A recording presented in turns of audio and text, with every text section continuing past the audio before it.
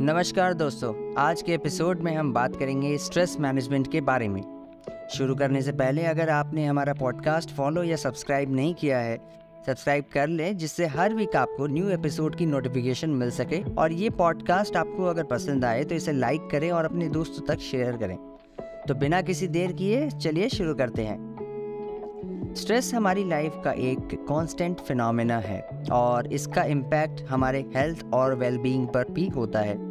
हम स्ट्रेस को completely control नहीं कर सकते, लेकिन हम सिंपल स्ट्रेस मैनेजमेंट टेक्निक्स का यूज़ करके इसको मैनेज कर सकते हैं। आज मैं आपको 7 ऐसी स्ट्रेस बस्टिंग टेक्निक्स के बारे में बताऊंगा जो आपकी लाइफ को बेटर बनाने में हेल्प करेंगे।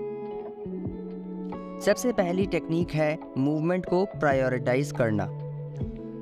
हम सब जानते हैं कि फिजिकल एक्टिविटी नेचुरली स्ट्रेस को रिड्यूस करती है और कई ऐसे हार्मोन्स रिलीज होते हैं बॉडी में हमारे, जिससे आपको बेटर फील होता है। फिजिकल मूवमेंट हमेशा स्ट्रक्चर्ड एक्सरसाइज जैसे जिम या स्टूडियो में ही होना चाहिए, ये कोई ज़रूरी नहीं है। अगर आप जिम अपने स्केड्यूल की वजह से या किसी और कारण की वजह से नहीं जा पाते हैं तो जिम मेंबरशिप लेना आपके लिए वेस्ट ऑफ मनी है। इसके बजाय आप अपने लिए अपने हिसाब से टाइम स्केड्यूल कर सकते हैं और उस टाइम में आप कोई भी एक्टिविटी जो आपको ठीक लगे उसे परफॉर्म कर सकते हैं, जैसे कि ब्रिस्क वॉक हो गया, 10 मिनट की बॉडी वेट एक्सरसाइजेज हो गई जो आप अपने घर पर भी कर सकते हैं या पार्क या लिविंग रूम में भी कंप्लीट कर सकते हैं। और अगर आप घर में हैं तो आप योगा भी कर सकते हैं, जिसके बहुत सारे फिजिकल एंड मेंटल बेनिफिट्स हैं।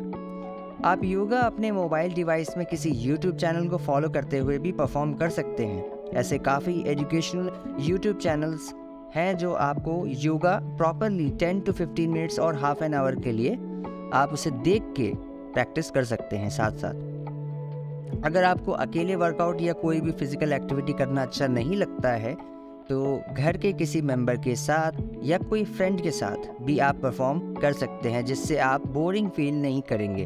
वैसे अगर मैं अपनी बात करूं तो मैं कई सालों से अकेले ही वर्कआउट करते आ रहा हूं। शुरुआत आप सिर्फ 5 to 10 minutes on daily basis से कर सकते हैं, क्योंकि अगर आपको कोई भी फिजिकल एक्टिविटी करने की आदत नहीं है तो ये आपके लिए शुरुआत करने के लिए बेस्ट ड्यूरेशन है। दूसरी टेक्निक की बात करते हैं। दूसरी टेक्निक है ना कहने की आदत। जी हाँ दोस्तों, हम हाँ हमेशा कहते कहते इतने ज़्यादा सेंसिटिव हो जाते हैं कि सामने में जो पर्सन है हमें कुछ करने अगर कह दे तो उसे हम ना नहीं कह पाते हैं और अपने इम्पॉर्टेंट टास्क को करते हुए भी हम उसे छोड़ देते हैं और उनकी मदद करने में लगते हैं। मदद करना अच्छी बात है और करनी भी चाहिए, बिल्कुल करनी चाहिए, बट आपकी एक प्रायोरिटी लिस्ट होनी चाहिए। उस लिस्ट को आपको फॉलो करना ज़रूर चाहिए। एक टास्क को डिक्लाइन करना या नो कहना जिसके लिए आपके पास टाइम नहीं है, बहुत सारे लोगों के लिए चैलेंज होता है। इससे increase levels of stress and anxiety होती है। लेकिन नो, थैंक यू या I would love to help at a later date but thank you for thinking of me कहना बिल्कुल ओके है। बहुत सारे लोग अपनी नीड्स को प्रायोरिटाइज नहीं करते क्योंकि वो दूसरों की नीड्स को अटेंड करने में भी बिजी रह जाते हैं, जैसे कि फ्रेंड्स की, फैमिली की, वर्क की, एक्स्ट्रा करिकुलर इवेंट्स में, ग्रुप्स में और एक्सेट्रा, बहुत सारी ऐसी कई जगह। आप अपना टू डू लिस्ट री-इवैल्यूएट करिए, जिससे क्रिटिकली इम्पोर्टेंट एस्पेक्ट्स को टॉप पर ऑर्गेनाइज करें और मी टाइम के लिए आप अपने ज़रूर एक रूम छोड़ दें। तीसरी टेक्निक है डेली एफर्मेशन। जब अलार्म बजता है तो बहुत सारे लोग डेली प्रोसेस में क्विकली रॉकेट की तरह लॉन्च हो जाते हैं सुबह जैसे।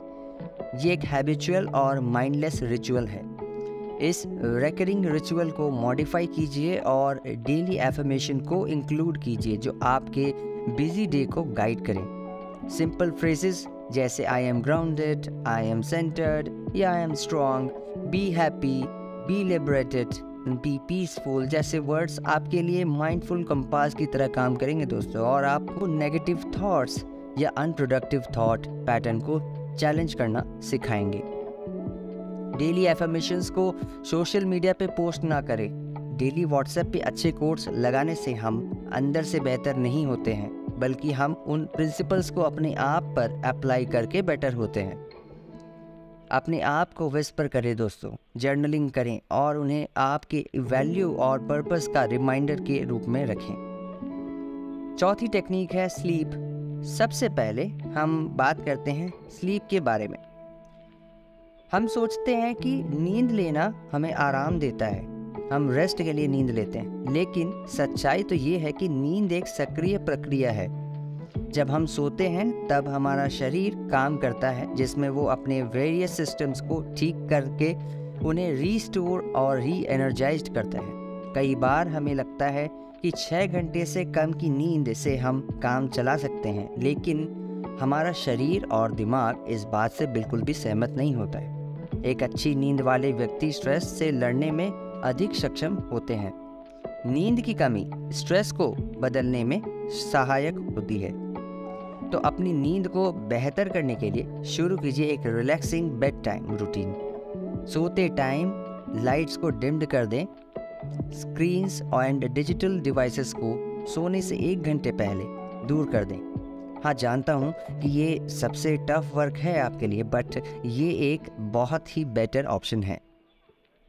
अपना वक्त फिक्स रखिए और सोने और उठने का, और दोपहर के 3 बजे के बाद या कॉफ़ी या चाय हो सके तो अवॉइड करने की कोशिश करें। छोटे छोटे बदलाव ही बड़े परिणाम ला सकते हैं दोस्तों।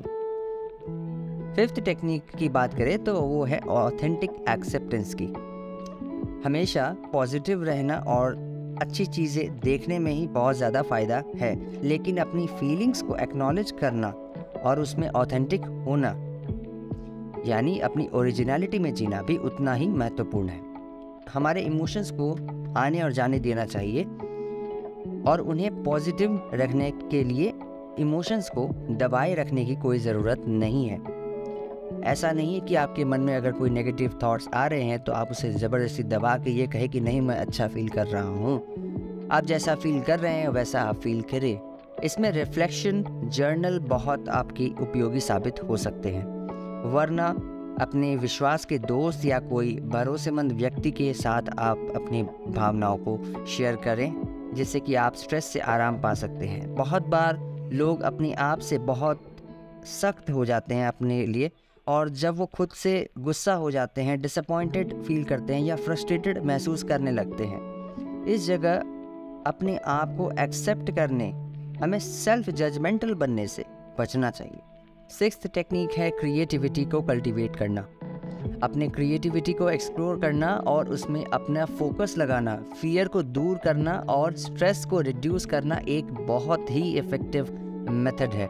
स्ट्रेस बहुत बार इस बात से होता है कि हम डरते हैं कई चीज़ों से, समाज के कई प्रॉब्लम्स की वजह से हम डरते रहते हैं कि ऐसा होगा तो कैसा होगा, इस तरह से हम डरते ही रहते हैं, असुरक्षित और कमज़ोर महसूस करते हैं। अपने क्रिएटिव साइड को एक्सप्लोर करना इन नेगेटिव फीलिंग्स को टाल देता है। कोई ऐसा काम कीजिए जिसमें आपको आनंद आए, जैसे painting, writing, sculpting, engineering, designing etcetera, और हर हफ्ते उस एक्टिविटी के लिए समय निकालिए।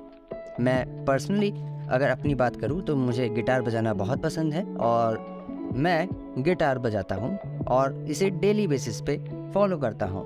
Long term stress management technique में बैलेंस डाइट भी एक बहुत बड़ा इम्पोर्टेंस रखता है। जब स्ट्रेस लेवल्स हाई होते हैं तब desire to consume fast foods और कंफर्ट फूड्स की क्रेविंग्स बढ़ जाती है दोस्तों।